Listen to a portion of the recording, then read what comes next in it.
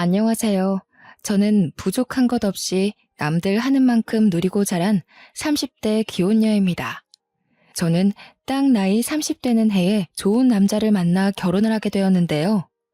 사연의 흔한 내용들처럼 좋은 남자인 줄 알고 결혼했다가 현재 약간 결혼에 대한 회의감을 느끼고 있다고 말씀드리고 싶습니다. 그러나 다른 사연과 조금 차이가 있는 부분이 뭐냐 하면 남편의 실망스러운 모습이 저를 향한 게 아니라는 거죠. 무슨 말씀이신지 당장 이해하기 어려울 수도 있겠네요. 지금부터 제가 입장을 어떻게 두면 좋을지 한번 보고 판단해 주시겠어요? 제 남편은 수도권의 대학을 나왔으나 이름 모를 곳이라 직장 스펙에 그리 큰 도움이 되지 않았고 원래부터 공부에 관심이 없어서 대학 졸업하자마자 곱창집을 창업해 장사를 시작한 사람입니다. 반면 저는 남편과 달리 명문대 졸업에 유학까지 다녀온 미대생이었어요. 친구가 맛있다며 데려가준 가게로 오랜만에 곱창을 먹으러 갔다가 남편을 알게 되었습니다. 그때 친구랑 남편은 학교 선후배 관계로 서로 아는 사이였고 저와 친구는 고등학교 친구였죠. 그날 처음 남편을 보게 되었는데 인상이 나쁘지 않았습니다. 그런데 남편도 저를 좋게 봐줬는지 제 친구한테 저를 소개해달라고 했다는 겁니다.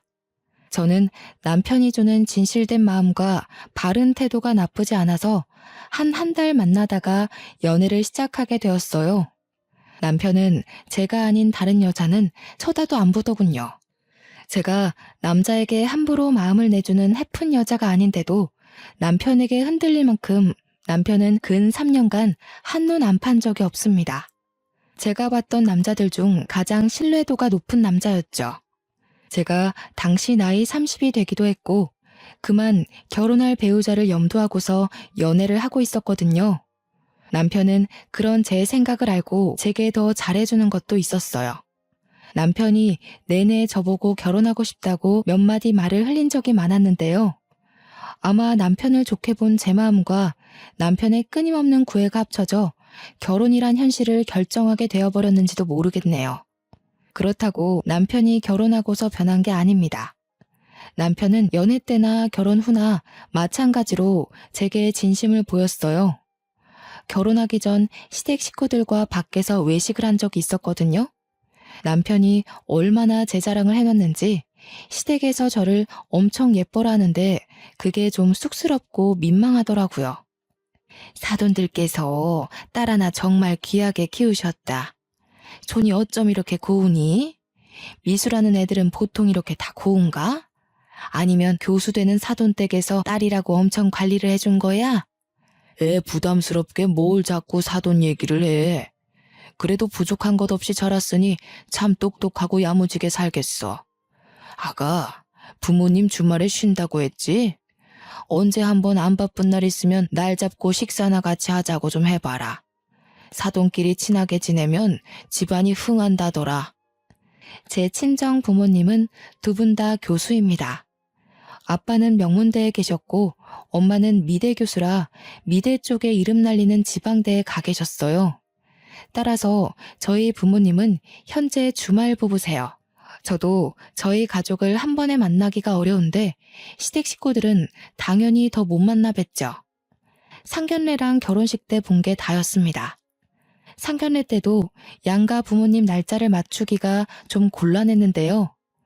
저희 부모님 시간이 주말밖에 안 되었는데 시댁 쪽에서 먼저 시부가 하고 있는 자영업 일 빼고 친정 부모님 일정에 맞추겠다면서 불평 없이 따라주셨습니다. 제가 감히 먼저 제안드리지 못한 걸 남편이 말해서 조율한 듯 싶었는데 그게 너무 죄송했던 제 마음이 무색해질 만큼 시부모님은 다 괜찮다고 하셨어요.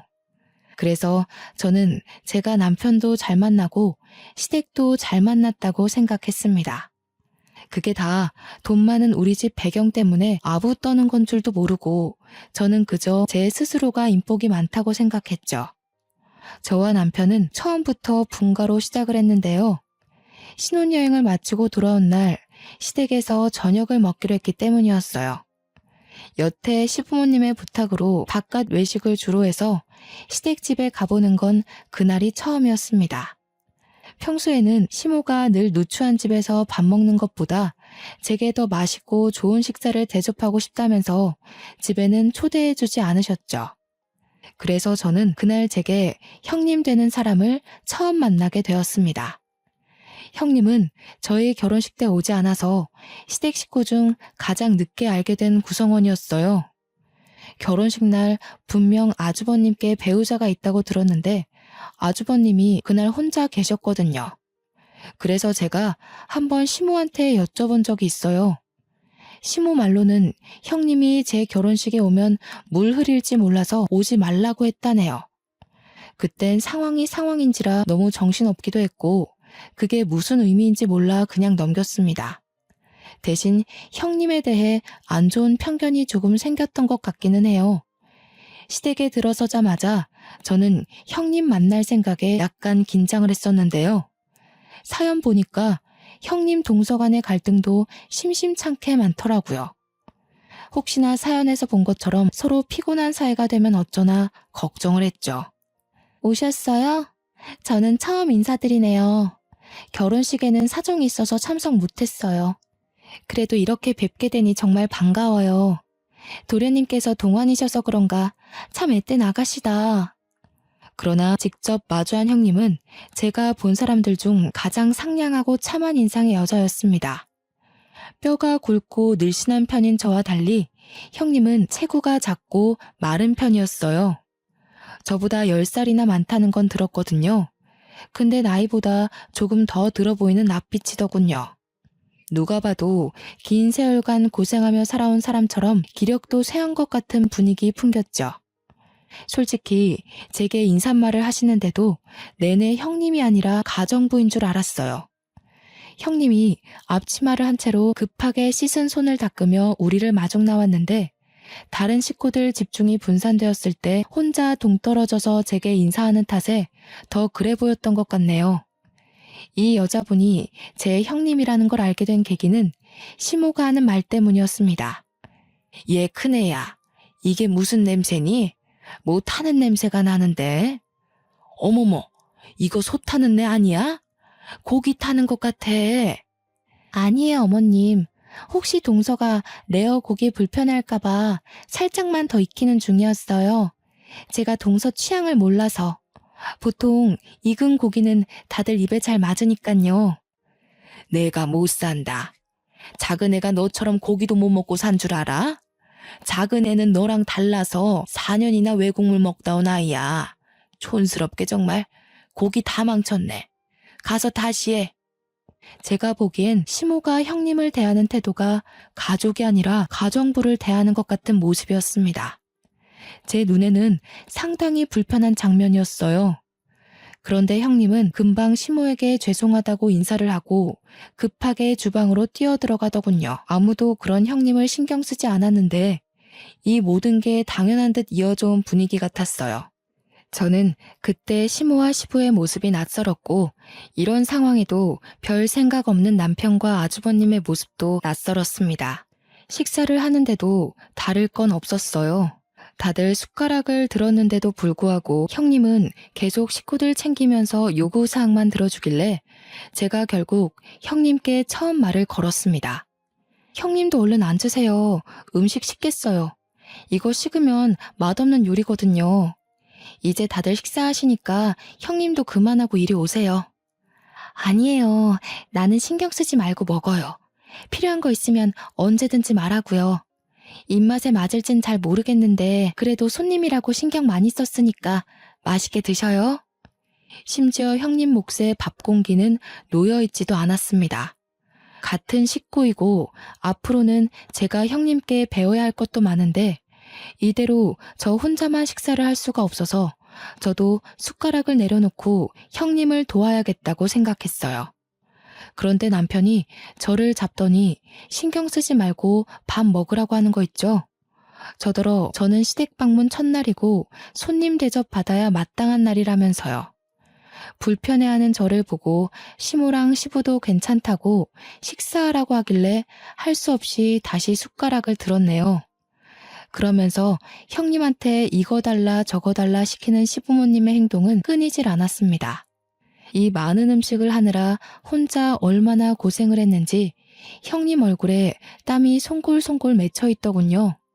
이건 형님이 이 집 며느리이기 때문에 나서서 고생하는 게 아닌 듯 했어요. 형님과 처음 인사를 나누고 밥을 먹기까지 긴 시간이 흐른 건 아니었지만 그 짧은 시간 동안에도 저는 형님을 형님으로 못 느꼈거든요.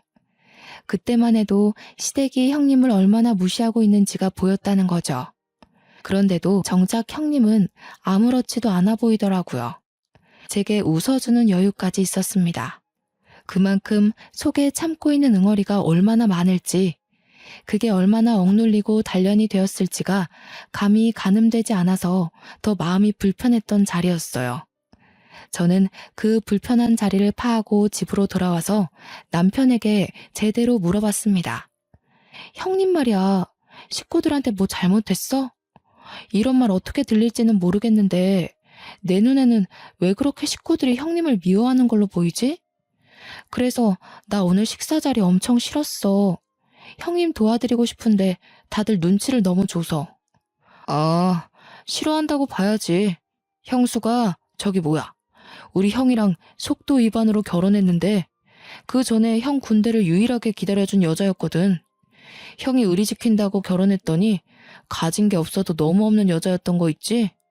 형도 지금은 후회하더라. 대신 애는 안 만들잖아. 아마 형수가 막 나가면 바로 이혼할 생각일걸? 남편 말로는 형님은 그저 가진 게 없는 데다가 고아라는 이유로 시댁에서 무시받고 있는 거라고 하더군요. 남편이 그 조심스러운 이야기를 별 생각 없이 툭툭 내뱉었는데 그 말투에서 남편마저 형님을 얼마나 무시하고 있는지가 느껴졌습니다. 남편과 만났던 기간, 그러니까 연애 기간까지 통틀어서 남편이 가장 별로인 날이었어요. 그때 아마 괘씸한 마음에 남편의 머리를 한 대 때려주고 씻으러 갔던 것 같아요. 저는 화가로 활동을 시작해 따로 화실이 있는 신혼집을 구했어서 일을 집에서 했는데요. 한날은 화실에서 그림을 그리던 도중 남편이 출근하고 없는 시간인데 누가 초인종을 누르는 겁니다. 택배 시킨 것도 없는데 뭔가 싶어서 확인해 봤더니 형님이 한 손에 보따리를 들고 서 있더라고요. 그 보따리는 또 얼마나 소중한 건지 형님이 품에 꼭 안고 계셨습니다. 형님, 어쩐 일로 오셨어요? 저희 집은 어떻게 찾으시고 연락 주셨으면 제가 시댁에 찾아가면 되는데요. 어머님이 주소 알려줘서 안 헤매고 잘 찾았어. 다름이 아니라 이거 어머님이 동서 갖다 주라고 하더라. 그래요? 이것 때문에 여기까지 일부러 오신 거예요? 너무 고생하셨겠는데 어머님도 참 저한테 연락하시면 될 걸 왜 형님한테 이런 부탁을 하셔선. 저는 형님이 품에 안고 온 걸 받아서 바로 풀어봤습니다. 웬 예물함이더라고요. 그러고 보니 생각이 난 건데 상견례 때 신모가 정말 귀한 며느리 들어오면 자신이 아꼈던 주얼리로 예물을 주고 싶다고 했던 게 기억이 났어요. 제가 이걸 받고 기뻐할 수 없었던 이유는 이것 때문에 굳이 형님을 시켜서 먼 거리를 오게 했냐는 거죠. 급한 것도 아니었고 가지러 오라고 하면 제가 얼마든지 가지러 갈 수 있는 거였다는 겁니다. 예쁘다. 동서랑 참 잘 어울리겠어. 어머님이 동서 칭찬 정말 많이 하거든. 내가 봐도 동서 같은 사람이 우리 집에 들어온 건 정말 축복인 것 같아. 형님이 정말 환하게 웃으면서 저를 칭찬해 주는데 문득 그런 형님의 목이나 손에는 이런 보석 없다는 걸 알아챘어요. 형님은 저보다 먼저 시댁에 들어간 며느리잖아요. 장남의 배우자이고 집안의 기둥을 지키는 첫째 며느리지 않습니까? 그런데 이걸 제가 받았고 형님은 받지 못했으니 제 마음이 얼마나 안 좋았겠어요. 이걸 가져온 형님은 얼마나 더 속이 상하고 자존심이 무너졌을까 걱정이 되더라고요. 차라리 풀어보지 말걸 바보같이 뒤늦게 후회했네요. 형님, 식사 안 하셨죠? 와서 밥 한 끼 하고 가요. 좀 있으면 저녁인데 오늘 남편이 회식 있다고 하더라고요. 저 혼자 밥 먹기 외로워요. 아이고, 이걸 어쩌나? 집에 말도 안 했고 내가 없으면 식사 준비할 사람이 없는데 동서 생각해서 같이 있어주고 싶지만 말씀을 못 드리고 온 거라 좀 곤란할 것 같아. 제가 어머님께 전화드리면 되죠. 어머님이 허락하시면 밥 먹고 가는 거예요? 집까지는 제 차로 태워드릴 테니까 밤길 걱정하지 마시고요. 난처해하며 고민하는 형님을 제가 막무가내로 끌고 들어왔습니다. 형님이 너무 불편해해서 바로 시모한테 전화를 드렸는데 시모가 살짝 당황하더니 오랜만에 식구 데리고 외식하면 된다면서 저랑 형님더러 같이 식사 잘하라고 하대요. 형님한테 그대로 전했더니 형님이 처음보단 조금 안정된 표정이었어요. 형님, 제가 요리를 못해서 배달시켰는데 괜찮죠? 요즘 배달 음식도 진짜 잘 나와요. 이건 제가 쏠게요. 아이고, 뭐하러 돈을 썼어. 내가 해줄 걸 그랬네. 괜히 내가 오는 바람에 동서가 돈까지 쓰고 미안해서 어째? 형님은 참 미안할 것도 많아요. 형님, 그동안 매일 식구들 밥 차리느라 요리하는데 신물 났을 거 아니에요. 저희 집이니까 집주인인 제가 손님한테 대접하는 건 당연하죠. 형님이 너무 고마워하면서 제 두 손을 잡아주는데 나이 40대 손치고는 많이 거칠어서 안타까웠습니다. 저희 집안에는 아직 신혼이기 때문에 저와 남편의 웨딩 사진이 참 많았는데요. 형님한테 집 구경을 시켜주려 한 걸 어쩌다 보니 웨딩 사진 앞에서 한참이나 서 있었어요. 형님이 그걸 유독 좋아하시는 것 같아 자리를 뜨기도 애매했죠. 사진 하나하나를 진정성 있게 봐주시는데 옆에 서 있던 저는 쑥스러운 마음에 형님 옆에 가서 괜히 툴툴거려 보았습니다. 저 이 사진 때문에 한 일주일은 굶다시피 했거든요. 얼마나 배고팠는지. 촬영 끝나자마자 폭식했다니까요. 그래도 너무 예쁜걸. 얼마나 행복했을까. 그래, 결혼은 이런 거였지. 나도 한때 우리 남편이랑 좋은 시간이 있었는데. 형님 웨딩 사진도 보여주세요. 보고 싶어요. 형님은 피부도 하얗고 눈도 크셔서 웨딩 사진 엄청 예쁘게 나왔을 것 같은데. 가지고 계세요? 저는 이때 제가 실수했다는 걸 눈치 못 채고 머뭇거리는 형님에게 어린아이처럼 보챘습니다. 보여주고 싶은데 나는 웨딩 사진이 없어. 결혼식 못하고 혼인신고만 했거든. 이런 거 한번 입어보고 싶은 게 소원이야. 저는 결국 형님 입으로 사실을 들어서야 형님 사정을 알아챈 거예요. 이때 얼마나 당황했는지 모릅니다. 제 자신이 정말 창피했던 순간이었어요. 웨딩드레스 입은 모습이 너무 부러워서 그렇게 빤히 보고 계셨는 줄도 모르고 바보같이 형님한테 상처를 줘버린 셈이라고 생각했죠. 저는 뒤늦게나마 죄송하다고 사과를 했더니 형님은 그저 웃으면서 괜찮다고 하더군요. 얼른 형님을 데리고 화실을 구경하러 갔습니다. 형님은 제 그림에 놀라며 진심으로 찬사를 보냈어요. 저는 거기서 형님을 모델로 하고 작은 화판에 형님 초상화를 그려서 선물로 주었는데요. 형님이 세상을 다 가진 얼굴로 기뻐하는데 그 모습을 보니 저까지 기분이 좋아지더라고요. 무엇보다 제 그림을 소중히 생각해주는 형님의 태도에 감동을 받았습니다. 밥을 먹고 형님을 시댁 앞까지 태워다 줄 때만 해도 저는 형님의 외로움을 조금이나마 달래주지 않았나 싶어서 뿌듯했어요. 그러나 다음날 시부모님의 부름에 남편보다 먼저 시댁에 도착한 저는 형님의 얼굴을 보고서 제가 형님한테 큰 실수를 했다는 걸 깨달았습니다. 형님 볼 한쪽에 손톱으로 긁힌 것처럼 상처가 있는 거 아니겠어요? 형님한테 얼굴이 왜 그러냐고 하니까 그저 별일 아니라고 하며 여느 때처럼 웃기만 했는데 어딘가 모르게 형님 표정이 음울해 보였어요. 그러던 중 방에서 시모가 나왔는데요. 저를 발견한 시모가 썩히고 있던 얼굴을 활짝 펴더군요. 그때 형님은 급히 자리를 피했습니다. 우리 아가 언제 왔니? 미리 도착했구나. 참 예의도 발라. 왔으면 앉지 않고 뭐하러 서 있었어. 네, 방금 와서 형님이랑 인사 나누느라. 그런데 어머님, 형님이 좀 다친 것 같아요. 얼굴이라 흉지면 안 되는데 말 좀 해주세요. 내버려 둬라. 주제도 모르고 집을 오래 비웠으니 대가가 어떤지는 톡톡히 알아야지. 아가 넌 신경 쓸 거 없다.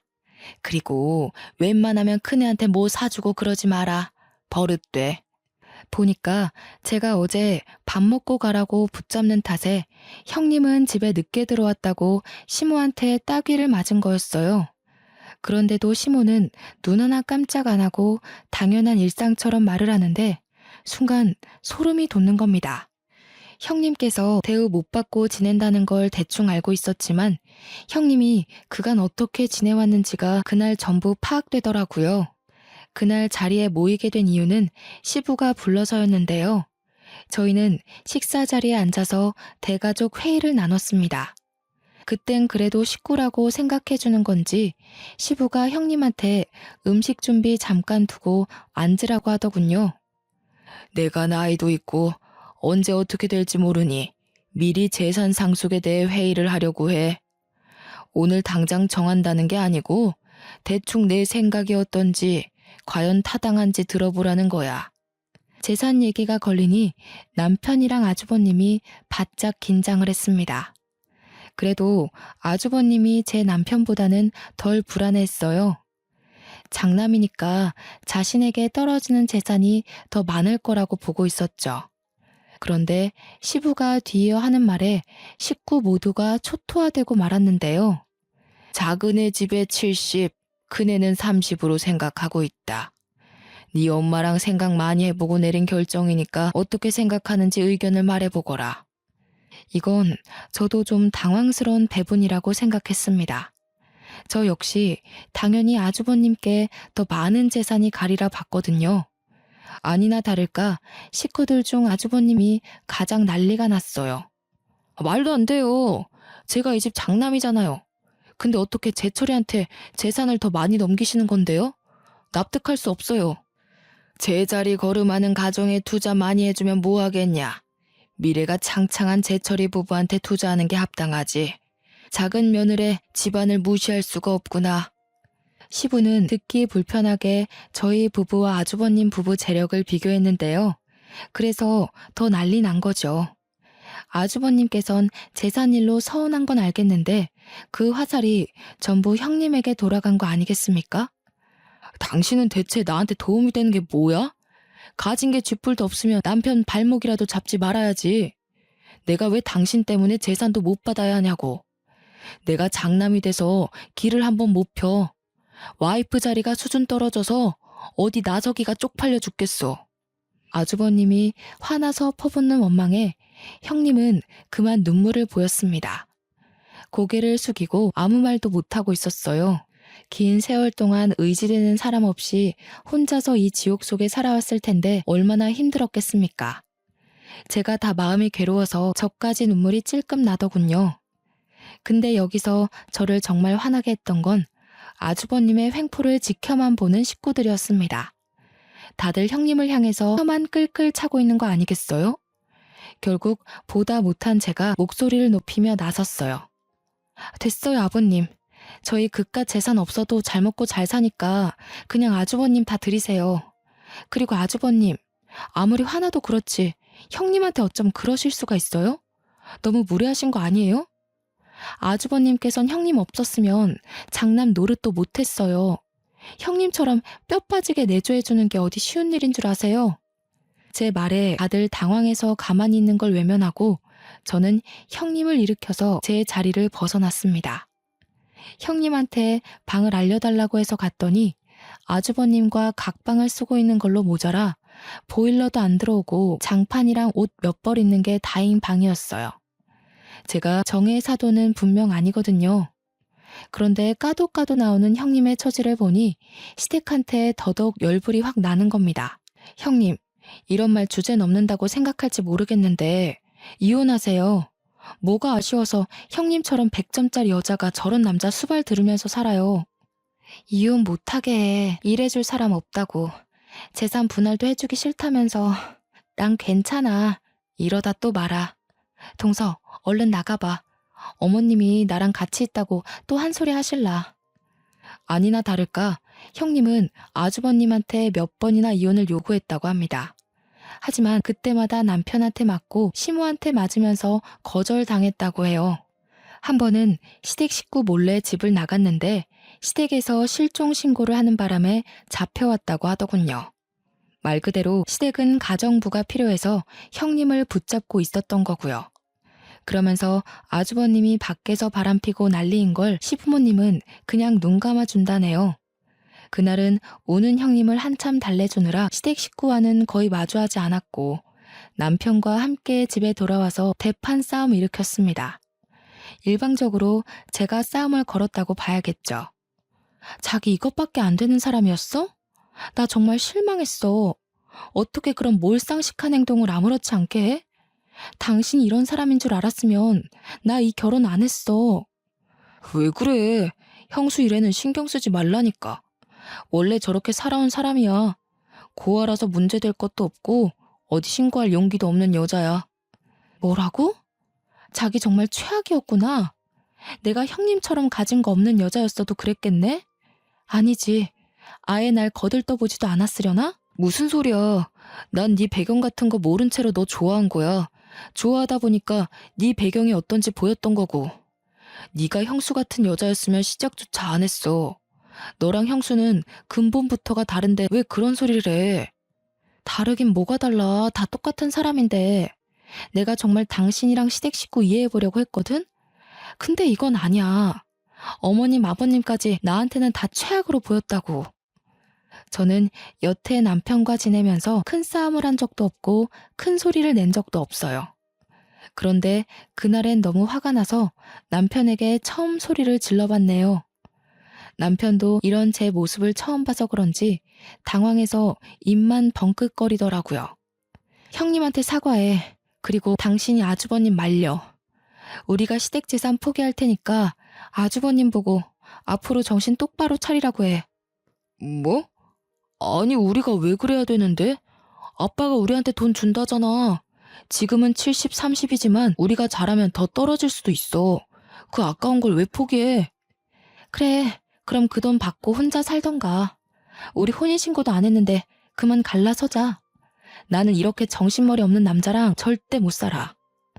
친정 갈 거라고 미련 없이 돌아서는 저를 남편이 급하게 붙들며 이러지 말라고 무릎을 꿇더군요. 저는 이 시댁에 아쉬울 게 없는 사람입니다. 재산도 시댁보다 우리 친정이 더 많아요. 이 결혼은 정말 남편 하나를 사랑해서 한 거라 제가 쥐고 있는 건 남편 하나뿐이란 거죠. 그래서 따로 포기할 게 없으니 남편 하나 버리면 그만이라는 겁니다. 안 돼. 나 자기 없으면 집에서 대접 못 받아. 내가 자기처럼 과분한 사람을 아내로 둬서 부모님이 날 그나마 지켜 세워주는 거란 말이야. 원래는 장남 입에 달고 다녔어. 제발 갈라서는 건 안 돼. 당신이 당신 가족이랑 다르다는 거 나한테 증명할 수 있어? 그걸 보여주지 않으면 나 더 이상 당신 못 믿어. 그러니까 당신이 가족들한테 말해. 형님 놔주라고. 그건 내가 간섭할 수 있는 부분이 아니야. 괜히 나섰다가 미움만 사서 상속 부분에 문제라도 생기면 그것만 아니면 정말 당신이 시키는 거 다 할 자신 있어. 그럼 내가 가서 말할 테니까 당신은 옆에서 내가 시키는 대로 해. 내가 어머님 아버님한테 그리 대단한 존재라면서 당신보단 내 말이 먹힐 것 같네. 이것까지 말리면 나 당신이랑 살림 이어갈 생각 없으니까 잘 판단하고. 그날의 싸움 이후 저는 이혼 서류 한 장을 챙겨서 시댁을 들렸고 남편은 연차까지 내면서 굳이 저를 뒤쫓아왔습니다. 제가 간다는 연락을 안 했던 터라 연락 못 받은 시모와 아주버님 표정은 그저 순진무구했는데요. 아쉽게도 시부는 일 때문에 안 계시더라고요. 저는 그대로 앞뒤 상황 설명 없이 그대로 아주버님께 다가가 형님과 당장 이혼하라고 선포했습니다. 아주버님께서 형님이랑 이혼하지 않으면 제가 남편이랑 이혼할 거예요. 제가 불편한 꼴은 못 보고 사는 사람인데 아주버님이랑 형님 관계 보는 게 제 입장에서 굉장히 힘들고 괴로워요. 그러니까 아주버님이 형님과 관계를 끝내던지 아니면 제가 이 집을 나감으로써 더 이상 그 꼴을 보지 않던지 하려고요. 뭐라고요? 아니 잠깐만요. 느닷없이 찾아와서 갑자기 뭔 소리예요? 왜 이래요? 재수씨가 뭔데 나랑 내 와이프한테 이혼하라 말아요? 어머나, 새아가. 뭐라고? 이혼이라니. 이게 무슨 날벼락이야? 정신없이 이러지 말고 찬찬히 설명 좀 해보거라. 네, 어머님. 들으신 내용 그대로예요. 말 그대로 아주버님께서 형님을 못살게 구는 꼴을 더 이상은 못 보겠어요. 형님이 이 집에서 나가던 제가 나가던 오늘 결판 내려고 찾아왔으니 어머님도 협조해 주세요. 주방에서 숨죽여 듣고 있던 형님은 어느새 눈물을 흘리고 있었습니다. 저는 그런 형님을 밖으로 데리고 나와서 시모와 아주버님을 다시 마주했어요. 그리곤 가방에 챙겨온 이혼 서류를 내밀었죠. 어머님, 아주버님, 이제 말씀해 보세요. 여기에 제 도장 찍을까요? 아니면 형님 도장 찍을까요? 시모는 크게 당황했습니다. 저도 포기할 수 없고 형님도 포기할 수 없어서 곤란해하는 게 다 느껴질 정도였죠. 아가, 도대체 왜 이러는 거니? 우리가 언제 큰애를 괴롭혔다고 그래? 큰애는 이 집에 들어올 때부터 이렇게 살림하면서 지냈어. 직장을 안 다니니 며느리로서 집에서 집안일 하는 건데 그걸 왜 자꾸 신경 써? 어머님, 그거 아세요? 해놓고 안 했다고 하는 건 거짓말이잖아요. 근데요, 해놓고도 모르는 건 그냥 사악한 거예요. 제가 오죽하면 어머님께 이렇게까지 말하겠어요. 이 여자가 진짜? 재수씨, 지금 뭐라고 했어요? 집에 돈 좀 있다고 이렇게 어른 막대해도 되는 거예요? 여보, 우리 이혼해야겠다. 어머님이랑 아주버님은 우리가 이혼하길 바라나 봐. 내가 자기 도장 챙겨왔거든? 빨리 찍어. 안 돼. 뭐해, 형. 빨리 도장 가져와서 찍어. 형수도 얼른 도장 챙겨와요. 나 진짜 와이프랑 이혼하게 되면 이 집 가만 안 둬. 제가 도장을 찍으려 하자 그제서야 시모도 황급히 소리치며 제 손을 막았습니다. 형님한테도 빨리 이혼 서류 작성하라고 재촉하더군요. 그 길로 저는 형님 짐까지 챙겨서 그 집을 나왔어요. 부동산에 일하는 아는 지인을 통해서 형님이 당분간 지낼 만한 곳을 알아보고 단기 계약을 마쳤죠. 동서, 이렇게까지 안 해줘도 되는데 내가 너한테 피해를 준 건 아닌가 몰라. 집에서 어떻게 감당하려고 나섰어. 나는 정말 무시해도 되는 사람인데. 세상에 무시해도 되는 사람이 어딨어요? 저는 잘못된 걸 잘못됐다고 알려줬을 뿐이고 그걸 따지고 든다면 저도 그 집이랑 가족하기 싫어요. 솔직히 저도 부모님한테 시댁꼴이 이렇다고 말하기 창피해서 참아주는 거예요. 그날 형님이 홀로 안 좋은 생각을 할까봐 저는 저녁까지 같이 먹고서 헤어졌습니다. 마지막에 작별할 때는 형님이 자기 방보다 좋은 데 구해줬다고 고맙다며 웃는 모습을 보고 나왔네요. 그렇게 형님은 아주버님이랑 합의 이혼을 하게 되었고요. 재산을 나눌 게 생각보다 많아서 형님한테는 여러모로 득이 되는 이혼이었습니다. 이 사실을 몰랐던 시부는 열을 내면서 아주버님을 앉혀놓고 쓴소리를 많이 했나 보더라고요. 그러면서도 이 문제를 일으킨 원흉, 저를 따로 부르진 않으셨어요. 식구끼리 함께 만나는 자리가 있더라도 시부는 그것에 대해 따로 말을 붙이지 않았고요. 시댁은 제가 한바탕 업고 난 이후 분위기가 좀 바뀌었습니다. 형님을 괴롭혔던 것처럼 제게 똑같은 화살이 날라왔다는 게 아니라 저를 눈치 보기 시작했다는 거예요. 제 입으로 이런 말하기 민망하지만 저를 놓치지 않으려고 애쓰는 모습들이었어요. 그래서 제 이혼은 일단 보류하기로 결정이 되었고요. 대신 남편을 통해서 시댁 모두에게 경고는 해줬습니다. 한 번만 더 사람 인격 함부로 모독하면 가차없이 이혼하겠다고, 2번 넘어가주는 일은 없을 거라고 했어요. 남편이 그대로 시댁에 전했다고 했더니 시댁 식구들이 그 뒤부터 제 앞에서 함부로 입도 뻥끗 못하더라고요. 그렇게 몇 년이 흘렀을까요? 저는 형님과 계속 연락하며 지내고 있었는데요. 제가 형님께 반찬 가게 하나를 차려줬는데 형님은 평소 훌륭하던 요리 솜씨 덕분에 매출이 3달 만에 급등하여 바쁜 하루를 보내는 중이더라고요. 그리고 제가 형님을 이혼시킨 거니 저도 어느 정도 책임을 느껴서 공짜로 가게 차려준 거거든요. 그런데 형님이 자꾸 돈을 갚으려고 하는 거 아니겠습니까? 안 받으려고 끝까지 버티고 있었는데 한날 형님 가게에 놀러 갔다가 받은 봉투 더미 때문에 할 수 없이 형님한테 지고 말았죠. 진짜 너무해요. 제가 형님한테 돈 받으려고 가게 차려준 줄 아세요? 이러면 제가 생색내는 사람 같잖아요. 저 속물 아닌데. 생색 좀 내줬으면 좋겠네. 내가 누구 덕에 팔자를 폈는데. 보답하고 싶어도 받아야 할 사람이 통 마음을 안 열어주니까 내가 갚아줄 기회가 없잖아. 이렇게 빚지고 갚고 해야 나도 돈 모으는 재미가 있을 거 아니야. 받아줘. 형님 솜씨를 알고 있던 저는 가게 매상이 좋을 거라고 예상하고 차려준 장사거든요. 제가 예상한 대로 반찬 가게 매상액이 상당히 좋았고 저는 단지 그게 기뻤을 뿐인데 형님은 내내 저에게 빚을 졌다고 생각하고 있었나 보더라고요. 제가 이 두둑한 봉투를 받는다고 해서 형님 살림에 큰 영향이 되는 건 아니었어요. 이 봉투만으로도 벌써 제 돈을 거의 다 갚은 상태나 다름없었죠. 그럼에도 불구하고 이 돈을 받는 것이 영 불편했던 저는 그 순간 정말 기특한 아이디어 하나가 떠올랐습니다. 형님 가게에 잠깐 브레이크 타임을 걸어놓고 형님을 데리고 외출을 했어요. 형님이 어디 가냐고 가게 문 오래 닫은 적 없는데 손님 와서 그냥 가면 어떡하냐고 오만 걱정을 다 했으나 저는 무작정 형님을 이끌기만 했죠. 그러다 목적지에 도착했을 때 형님은 한 물건을 보고 더 이상의 근심 걱정을 끊어버렸습니다. 제가 데려간 곳은 바로 웨딩샵이었거든요. 형님이 웨딩드레스 한번 입어보는 게 소원이라고 했던 말이 떠올라서 형님께 받은 돈으로 웨딩드레스를 빌려 사진을 남겨주려고 했던 거예요. 동서, 이게 뭐야? 왜 나를 이런 곳에 남사스러워. 나는 이미 이혼했잖아. 그리고 다 늙은 사람이 이런 옷 입으면 가게에서도 안 좋아해. 형님, 요즘 세상이 어떤 세상인데요. 웨딩샵 오는 고객 연령대 엄청 다양해요. 그리고 요즘은 결혼은 하기 싫은데 웨딩드레스는 입고 싶어서 빌리러 오는 사람 많아요.